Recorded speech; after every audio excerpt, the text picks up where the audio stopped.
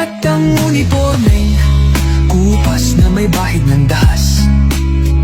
Dudublihin ko sahod nyo, wag na kayo lumihis ng landas. Hulihin nyo mga gumagawa ng masama, kahit pangalan ko nakataya. Akong bahala sa kaso nyo, basta kayo ang nasa tama.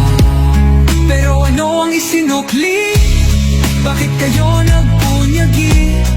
Pinakain nyo sa mga estranghero ang 80 na lolo'y parang may mali.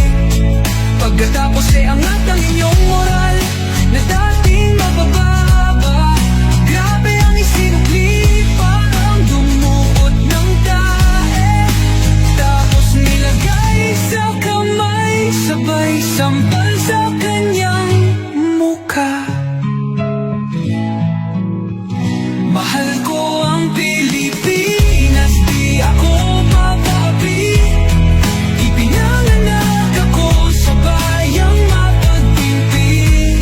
Ipaglalaban ko ang kalayaan, kahit ako'y masawi. Sisikatin ang araw, muli tayo magsasamang nakangiti.